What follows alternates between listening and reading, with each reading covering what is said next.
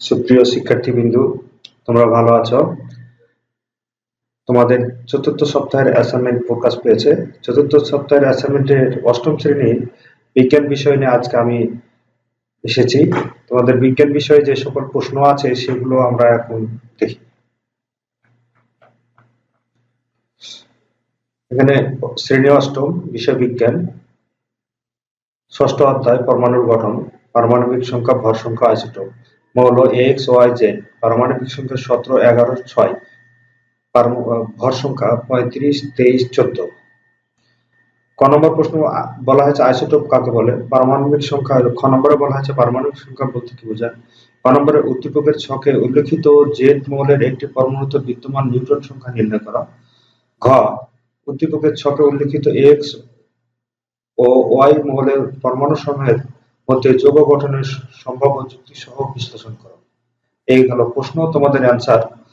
ক নম্বর আইসোটোপ কাকে বলে? একই মৌলের ভিন্ন ধরনের পরমাণু যাদের প্রোটন বা পারমাণবিক সংখ্যা সমান কিন্তু ভর সংখ্যা ভিন্ন, তাদেরকে ওই মৌলের আইসোটোপ বলে। যেমন হাইড্রোজেনের 3টি আইসোটোপ, প্রোটিয়াম, ডিউটেরিয়াম, ট্রিটিয়াম। পারমাণবিক সংখ্যা। খ নম্বর উত্তর পারমাণবিক সংখ্যা। কোন মৌলের একটি পরমাণুতে বিদ্যমান প্রোটন সংখ্যাকে পারমাণবিক সংখ্যা বলে? যেমন অক্সিজেনের পারমাণবিক সংখ্যা 8, ক্লোরিনের পারমাণবিক সংখ্যা 17। তারপর গ এর উত্তর, জেড মৌলের একটি পরমাণুতে নিউট্রন সংখ্যা নির্ণয়। জেড মৌলের পারমাণবিক সংখ্যা 6, জেড মৌলের ভর সংখ্যা 14। আমরা জানি মৌলের নিউট্রন সংখ্যা যোগ পারমাণবিক সংখ্যা সমান ভর সংখ্যা। নিউট্রন সংখ্যা যোগ পারমাণবিক সংখ্যা 6 বসালাম, ভর সংখ্যা 14 বসালাম। 6টা এদিকে এসে বিয়োগ হলো, তাহলে 14 থেকে 6 বাদ গেল 8, তাহলে নিউট্রন সংখ্যা কত হলো? 8। জেড মৌলের একটি পরমাণুতে নিউট্রন সংখ্যা 8। তারপর ঘয়ে আসি। ঘ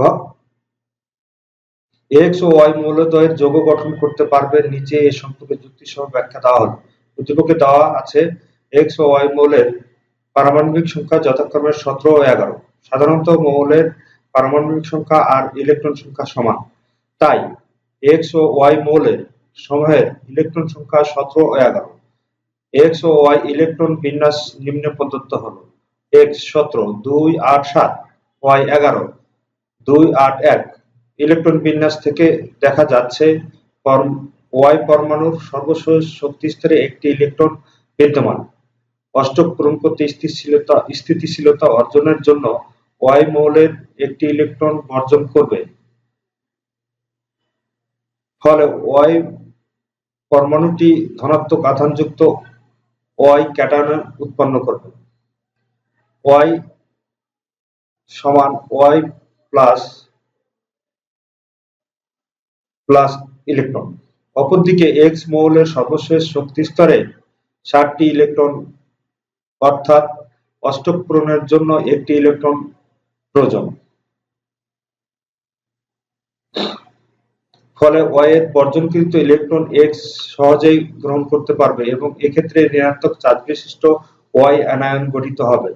এক্স প্লাস ইলেকট্রন সমান এক্স অ্যানায়ন। এভাবে উৎপন্ন বিপরীতধর্মী আয়ন সমূহের মধ্যে একটি আকর্ষণ বল কাজ করে এবং তারা একে অপরের সাথে বন্ধনে আবদ্ধ হয়।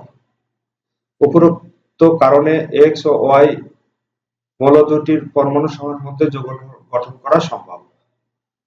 তোমরা সুন্দর করে দেখে দেখে লিখে জমা দিয়ে দিবা। ধন্যবাদ বন্ধুরা, আশা করি তোমরা ভালো থাকবে।